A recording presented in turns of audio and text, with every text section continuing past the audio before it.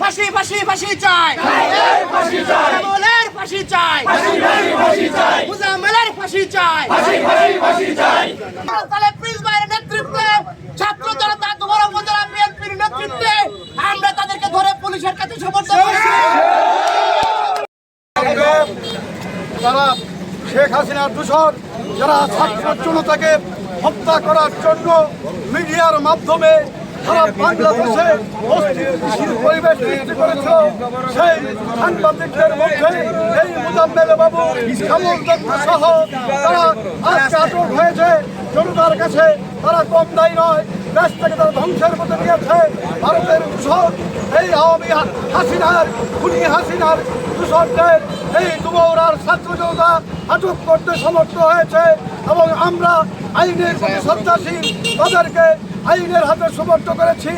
আমরা এই দূষণ সাংবাদিক তাদের কঠোর বিচার চাই। এই দেশে সাংবাদিকদের নামে সাংবাদিকতার নামে যেন মানুষের অধিকার হরণ না করা হয়। যারা এতদিন সাংবাদিকতার কলম দিয়ে মুখ দিয়ে বিভিন্ন টকশোর মাধ্যমে এই সরকারকে সহযোগিতা করে আসছে, তাদের এই দুই দূষরকে দুমৌরার মাটিতে আটক করায় আমি আমাদের প্রিয় নেতা সৈয়দ ইমরান সালেহ প্রিন্স সহ বিএনপি সকল স্তরের নেতৃবৃন্দকে ধন্যবাদ জানাই। আমরা আজকে এই কাজটি সফল করতে পেরেছি। এই দূষর আরো যদি কেউ যেতে চায় তাদেরকে আপনারা আটক করবেন। হাসিনার দোষীদের বিরুদ্ধে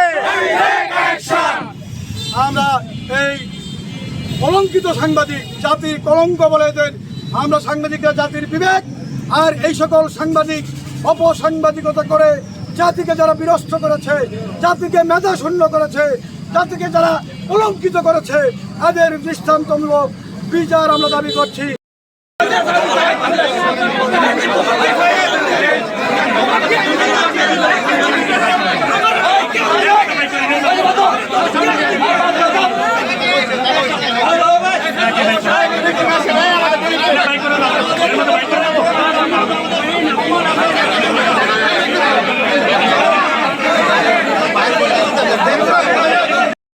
সম্পাদন করতেছি। আমরা অল্প সময়ের মধ্যে ওনাদেরকে ডিএমপির যে টিম আছে, ডিবি টিম আছে, ওনাদের কাছে হস্তান্তর করব।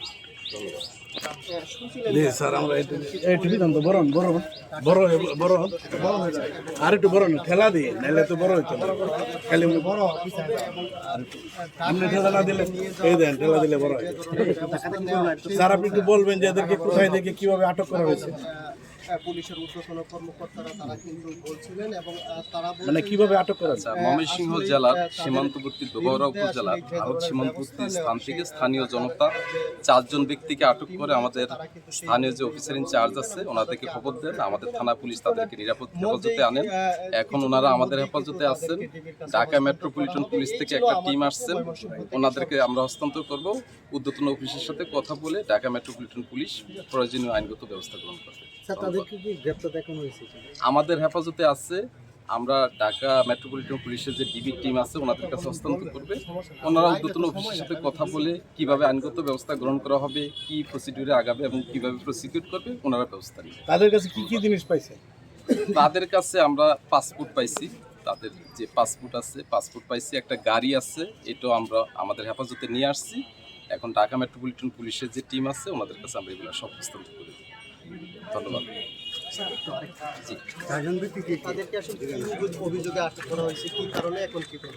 দেখুন, স্থানীয় জনতা ওনাদেরকে আটক করছে। আমরা ঊর্ধ্বতন অফিসকে জানাইছি, আমাদের যে পুলিশের ঊর্ধ্বতন অফিস আছে ওনারা ঢাকা মেট্রোপলিটন পুলিশ থেকে যেহেতু একটা টিম পাঠাইছে, তাহলে ওনারাই ভালো জানে কিভাবে আইনগত ব্যবস্থা নিবে, কিভাবে প্রসিকিউট করবে। ধন্যবাদ।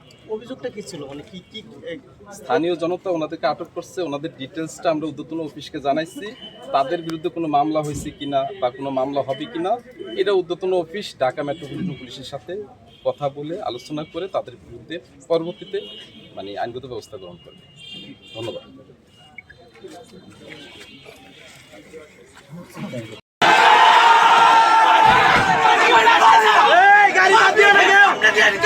গাড়িতে হাত দিও না কেউ।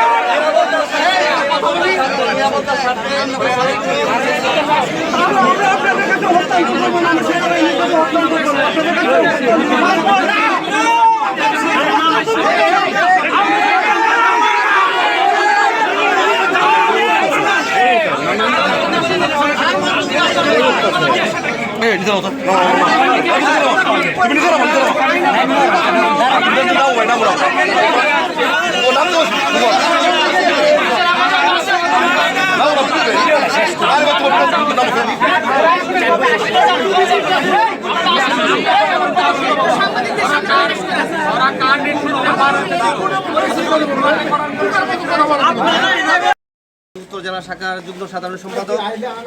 আমরা গতকালকে জানতে পেরেছি ঢাকার একসময় কুখ্যাত সাংবাদিক বলবো আমরা, যারা দেশের শত্রু, যারা জাতির শত্রু এবং ছাত্র জনতার হত্যাকারী হিসেবে পরিচিত, সেই মোজাম্মেল বাবু ৭১ টিভির যিনি লুট করে ৭১ টিভির মালিক হয়েছেন, এবং সাংবাদিক শ্যামল দত্ত, ওনারা এদেশের শত্রু। হাজার হাজার কোটি টাকা তারা গণতন্ত্রের শুধু হাজার হাজার কোটি টাকা তারা বিদেশে পাচার করেছে। এবং গতকালকে আমরা শুনেছি তারা কারো না কারো কোনো এক চক্রের মাধ্যমে তারা এই দুবহরা সীমান্তবর্তী এলাকা দিয়ে তারা ইন্ডিয়া চলে যেতে চাইছিল, কিন্তু কাদের মাধ্যমে তারা সেই মানে নিরাপদ রুট বেছে নিয়েছে। আমরা জনগণ সেই জানতে চাই মোজাম্মেল বাবু এবং শ্যামল দত্তের মুখ থেকে, এবং কত টাকার বিনিময়ে এই রুট তারা কন্ট্রাক্ট করেছিল সেগুলোও জানতে চাই দুবহরাবাসী।